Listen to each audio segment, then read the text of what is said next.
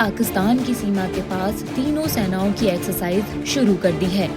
पाकिस्तान के बॉर्डर पर आसमान में सुखोई जैसे फाइटर जेट दिख रहे हैं। इसका नाम एक्सरसाइज त्रिशूल 2025 रखा गया है।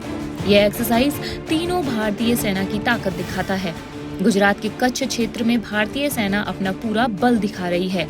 यह अभ्यास सरक्रीक से लेकर कराची तक फैले संवेदनशील सीमावर्ती इलाके में केंद्रित है, जहां भारतीय सेना, नौसेना और वायुसेना अपनी संयुक्त ताकत का पूर्ण प्रदर्शन कर रही है। पाकिस्तान ने इस अभ्यास के मद्देनजर अपनी हवाई सीमाओं पर प्रतिबंध लगा दिए हैं और पूरे सैन्य तंत्र को हाई अलर्ट पर रखा है। रक्षा विशेषज्ञों का मानना है कि यह अभ्यास न केवल भारत की सैन्य तैयारी का प्रदर्शन है, बल्कि पाकिस्तान को स्पष्ट संदेश भी है कि सर क्रीक क्षेत्र में कोई भी साहसिक कदम इतिहास और भूगोल दोनों बदल देगा। अब बात करते हैं कि एक्सरसाइज त्रिशूल क्या है। एक्सरसाइज त्रिशूल 30 अक्टूबर से 10 नवंबर तक चलेगी, जिसमें भारतीय सेना ने 20,000 से अधिक सैनिकों को तैनात किया है। मुख्य युद्धक टैंक, तोपखाने, हथियारबंद हेलीकॉप्टर और विभिन्न प्रकार की मिसाइल प्रणालियां इस अभ्यास का हिस्सा हैं। नौसेना ने सौराष्ट्र तट से एम्फीबियस ऑपरेशंस यानी जल थल संयुक्त अभियान शुरू कर दिए हैं, जिसमें फ्रिगेट्स और डिस्ट्रॉयर्स जैसे युद्धपोत शामिल हैं।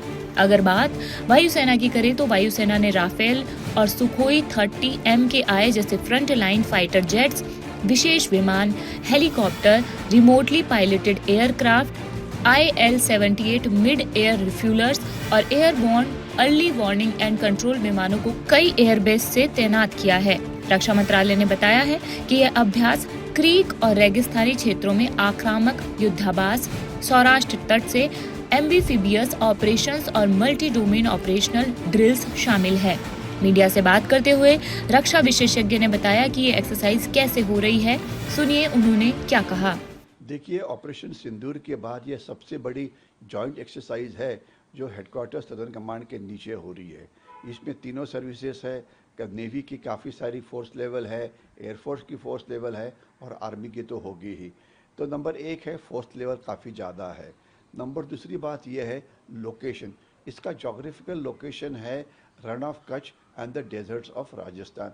ये ऐसी जगह है जहाँ पे इंडियन आर्मी की कॉम्बैट सुपीरियरिटी पाकिस्तान के ऊपर काफ़ी है, खासकर जो मैकेनाइज्ड फोर्सेस हमारे हैं, जिसमें टैंक्स है, जिसमें मैकेनाइज्ड इन्फेंट्री वगैरह। तीसरी बात यह है कि हमारी जो नेवी है कंपैरेटिवली पाकिस्तान की तुलना में काफ़ी ज़्यादा स्ट्रॉन्ग है। और ऑपरेशन सिंदूर के अंदर पाकिस्तान नेवी इतनी डर गई थी कि वो छुप रही थी कराची पोर्ट के अंदर, जहाँ मर्चेंट शिपिंग थी, मर्चेंट शिपिंग के बीच में ये छुपी थी और ग्वाडार जो बिल्कुल काफ़ी दूर है वहाँ पर जाकर ये छुपी थी। और जो मराकान या मकारान कोस्ट जो है पाकिस्तान का, ये एम्फीबियस लैंडिंग के लिए बड़ा सूटेबल है। तो अगर हमारी शिप्स वहाँ पे जाती है, जो हमारे लैंडिंग शिप जो टैंक्स वगैरह है, हमारी काफ़ी सारी बड़ी LSTs उस इलाके में है, तो पाकिस्तान को डर है कि शायद एम्फीबियस लैंडिंग उनकी जो कोस्ट है वहाँ पे हो सकती है। तो आर्मी भी है, नेवी भी है, एयरफोर्स है, लोकेशन बहुत सूटेबल है और फोर्स लेवल काफ़ी ज़्यादा है। तो इसलिए पाकिस्तान काफ़ी डरा हुआ है। तो ये एक मैसेज है पाकिस्तान के लिए कि अगर पाकिस्तान हमारे खिलाफ कोई मिस्चिफ करता है, यानी कि दहशतवादी हमला वगैरह, तो उनको जो जवाब है ये कन्वेंशनल फोर्सेस के द्वारा बड़ा कड़ा दिया जाएगा। और ये मैसेज केवल पाकिस्तान के लिए ही नहीं है, बाकी पाकिस्तान के दोस्त है चाइना, पाकिस्तान के और सारे दोस्त है और बाकी पूरी दुनिया को भी है कि अगर ज़रूरत पड़े तो हम हमारी जो कन्वेंशनल सुपीरियरिटी है पाकिस्तान के ऊपर, इसका इस्तेमाल करने में हम नहीं डरेंगे और पाकिस्तान को सबक सिखाएंगे। और जैसे हमारे प्राइम मिनिस्टर साहब ने पहले ही बोला था, ऑपरेशन सिंदूर जारी है। अगर पाकिस्तान कोई भी मिस्चिफ करता है तो पाकिस्तान को बहुत बड़ा सबक ये सिखाया जाएगा। वहीं रक्षा विशेषज्ञ रिटायर्ड मेजर ध्रुव ने कहा है कि ये एक्सरसाइज पाकिस्तान को चेतावनी है। भारत चाहता है कि पाकिस्तान से जल्द ही आतंकवाद खत्म हो जाए। सुनिए उन्होंने क्या कहा।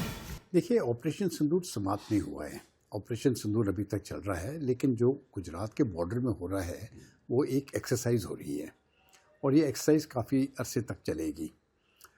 इस प्रकार की एक्सरसाइज आमतौर पर फ़ौज की तरफ से होती रहती है, लेकिन ये मैं समझता हूँ ये बहुत एक मायना रखती है, क्योंकि रिपोर्ट्स आई थी कि पाकिस्तान सर क्रीक के इलाके में उसने अपनी काफ़ी ट्रूप डिप्लॉयमेंट बढ़ा दी है।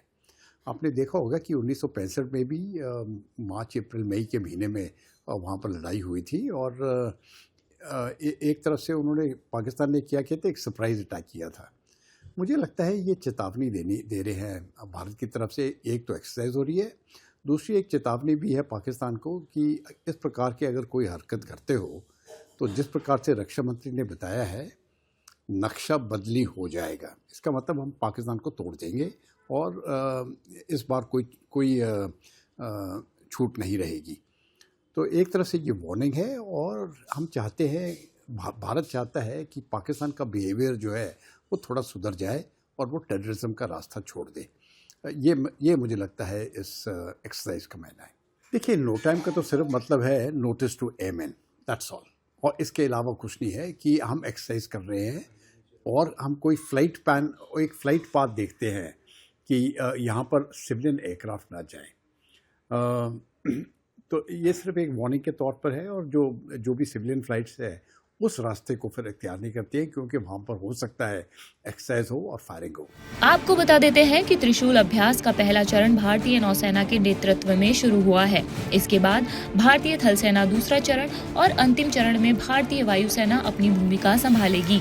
इसके साथ ही सीमा सुरक्षा बल यानी BSF और तट रक्षक बल भी इस अभ्यास में सहयोगी बलों के रूप में शामिल हैं, जिससे यह अभ्यास देश की इंटीग्रेटेड नेशनल सिक्योरिटी स्ट्रेटेजी का प्रतीक बन गया है।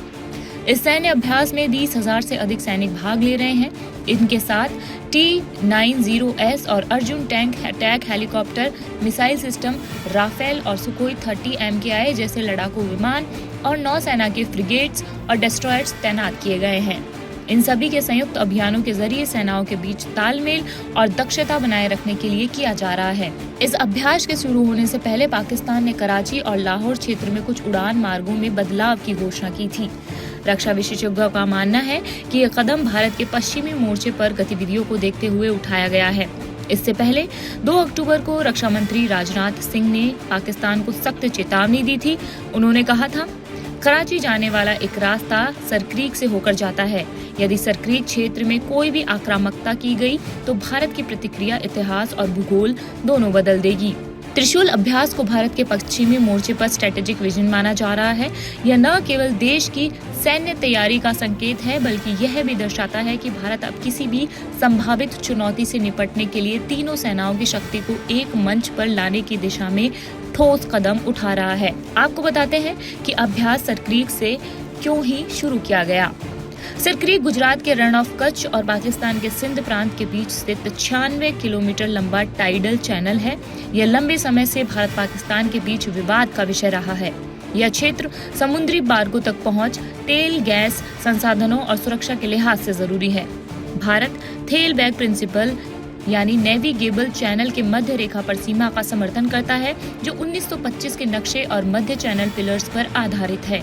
वहीं पाकिस्तान 1914 के बॉम्बे गवर्नमेंट रेजोल्यूशन के आधार पर पूरे क्रीक पर दावा करता है, कहता है कि यह गैर नेविगेबल है और सीमा पूर्वी किनारे पर है।